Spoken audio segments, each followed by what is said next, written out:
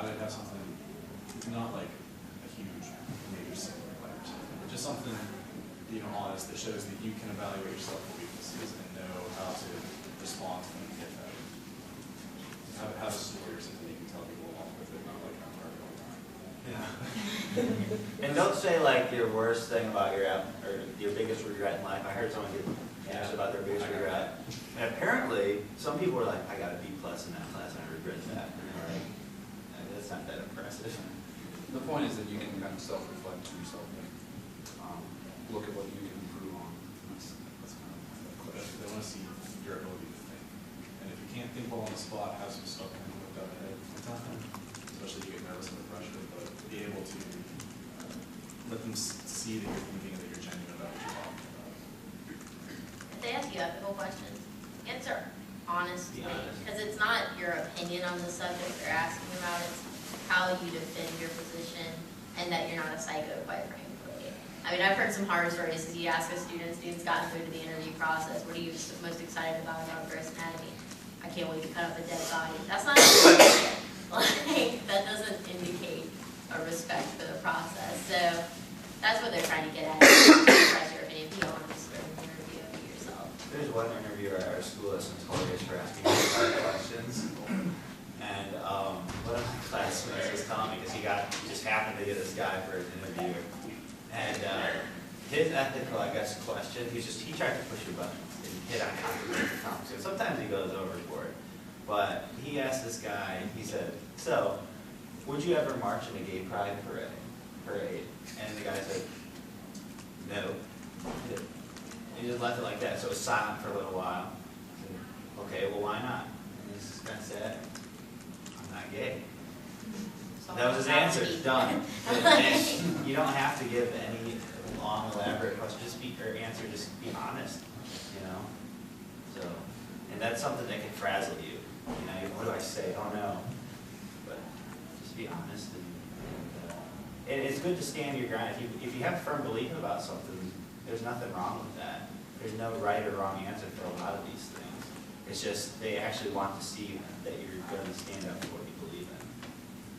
Some perspective for those who do get an interview. The interview is really based on you're already kind of accepted in their mind.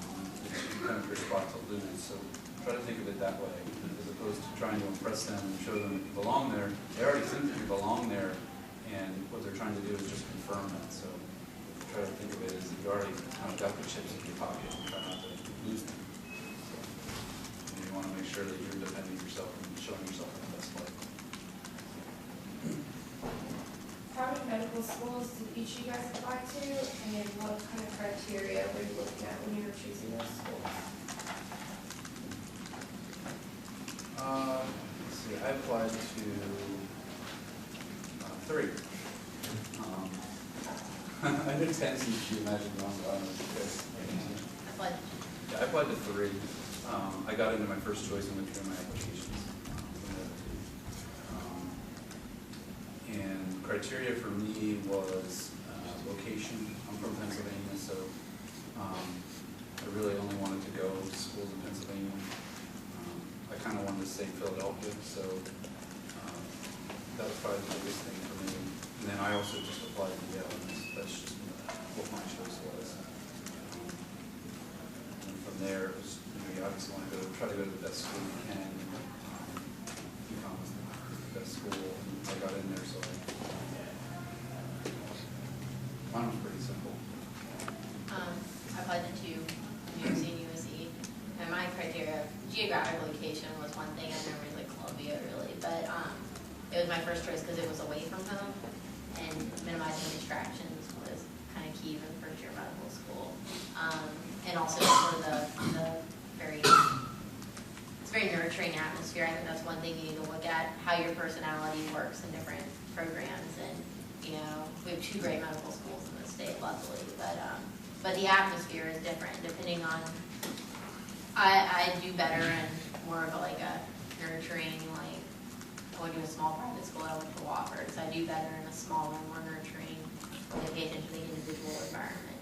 And our class size was smaller and things like that, so that worked better for me. But if you want more, more research opportunities or things like that, then you might look at a school that has things like that. It just depends on where you feel like your personality will shine. I applied to, I think, like 5 or 6 maybe. Being from Michigan, I applied to all the ones in Michigan, and I applied to all the ones here in South Carolina. And like they said, it should. I think I might have thrown one over to Harvard just for kicks to see, like, why not? But that was stupid. I don't recommend doing that. It's a waste of money. But I wanted to stay in state, possibly. Think about tuition. In-state tuition is great. I'm an out-of-state applicant here at USC, and the first year was painful. So I just wanted to kind of be close to home, possibly. And I love South Carolina. They're familiar with my undergrad and things like that. So that can kind of pave your way. You got to think about those kinds of things. I mean, I went to a small school in Michigan. They're like, Bob who? Bob Jones, what? So that goes a long way if your undergrad is well known. Fortunately, Clemson's got a pretty big name, pretty good name. But definitely think about those things as far as outside of the academics. Like Becky was talking about, the personality of the school is huge. How close or far away from home you are can be big depending on your personality. And then I say think about tuition too. USC was my first choice for the reasons that Becky gave as well. So I'm very pleased to be down here, but the tuition was a little bit steep the first year.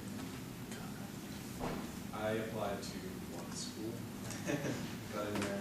I knew I wanted to stay in South Carolina. I've been here for a couple years beforehand. I had a good social support group built up, and my big thing about med school was, I was pretty sure I could handle the academics of it, but just the kind of rigor of it and getting through everything. It's good to have people around you who can help you support you, so I didn't have to make any money. I had all kinds of people checking on me and making sure I was okay. I had an awesome church family that was very supportive, and I didn't want to leave that, so I applied to USC.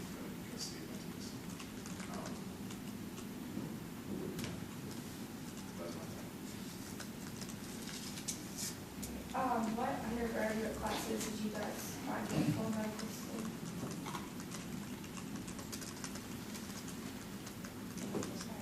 Histology. Histology. If you can't take histology, absolutely do it.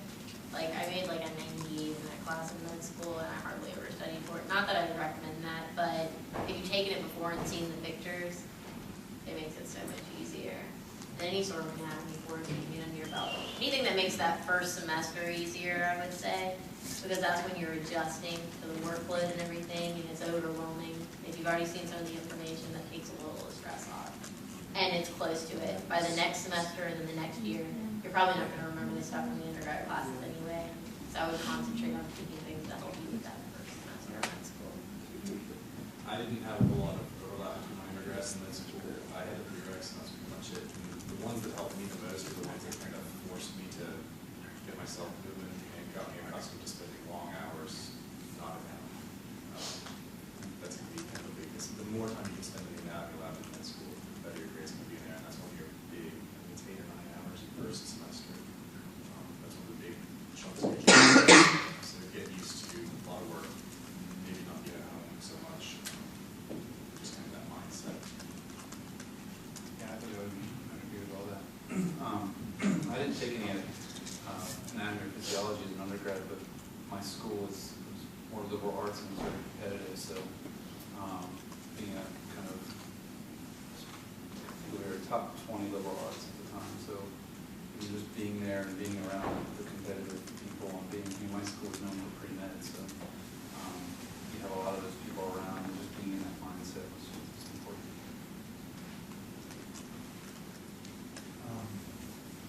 You were talking about how you spend long hours and stuff, in schools or whatever. Would you advocate doing something like getting an apartment or whatever nearby to the place? My school? Yeah. Yeah. It's just, that's an added expense. Yeah, I mean, there's, expenses are definitely something that can't be overemphasized. And it's something that I never really thought about until I was well into med school and then realized I was going to be $200,000 the better you can prepare for that, or the more you prepare for that, the better. And that includes housing. So if you're applying to MUSC or USC or Wake Forest or whatever, if you have family that you can stay with, then that's obviously a huge expense off the bat. Not only with the apartment and rent and utilities, but also food expenses and things like that. But with that said, if you can find a nice, safe place to live by the hospital or by the school, that's definitely helpful too. Because then you're more likely to go in and use the facilities that the schools have, and use the library, and be there. I lived like 2 blocks from my mid school, so it was super easy to get in and out of school. We had a parking garage right next to the building, main building, so it was super easy. You can maximize your sleep that way too. First year, like you just wake up and walk to class or drive to class with a couple of minutes. And we totally showed up in like sweatpants and sweatshirts, the first 2 years, just because you're in class from 8 a.m. till 4 or 5 p.m. It's completely different than college. And then you go home and eat dinner, go to the gym, and then you come back and you study until 10 o'clock. How much, like, do you have, is it credit hours like it is an undergrad, or is it like on a different scale? But it's It doesn't really matter. yeah, we had a 4 credit hour class second semester of our first year that took up more time than like the 7-hour one. It's, I don't know what they're Like, what would you say it feels like to you, like the workload? I got a grade for that. I did a lecture last year I couldn't do this semester for the pre-med for the 489 class. I have a slide of someone trying to take a drink out of a fire hydrant. And that's really kind of what it's like with the workload. And I mean, that's an over-exaggeration, but at the same time, nothing in college can prepare you for the workload. You guys what you're doing right now is probably as conceptually difficult as you'll find in medical school. Like, med school is not more conceptually difficult than your undergrad, it's just the volume. And you're just getting a ton of information that you're supposed to. We'll do a full, college level biochemistry class in 3 weeks, 2 weeks. So, and that's just the type of information. So, like she was saying earlier, if you can do a histology class and a biochemistry class or something like that fits into your schedule, and you can do well in it, that gives you that much more of an edge in med school because you don't have to spend as much time trying to process that information and get that information down. This said, I've had more fun in med school than I did in undergrad, and I had a great time in undergrad. So I will say that it's not like your social life dies with admission to medical school. You can have fun in med school, but yeah, the workload is intense. So would you say that's the biggest difference from your undergraduate career to medical school, just the amount of work that you're doing? Like that was your biggest difficult transition, I guess? I think the hardest thing for me, I think the most challenging, the academics are very challenging, but the hardest part was trying to balance your life, because it's so easy to become completely consumed with your academics when you're in medical school because you're just bombarded with information all the time. But the most challenging thing for me is all right, how do I maintain this academic stuff as well as my social, as well as my spiritual block and all this stuff, just keeping that in balance, I'd say was the hardest part for me. Would you recommend taking more credits like your junior or senior year to start getting used to it? Or Enjoy it, man. Enjoy it. Work hard, get yourself in a position to be admitted to med school, and then enjoy yourself. I mean, there's something to be said about the person who, and that's another thing that we didn't really touch on in the interview, and that people want to see that you have a life outside of your career. And if you're a person that kind of pigeonholed yourself in the corner of the library for 4 years of college, it's not going to look as good as someone who got the same grades but also went to football games or was in a band or even a sport. He was involved in some clubs and things like that. So, you want to show that you have some personality.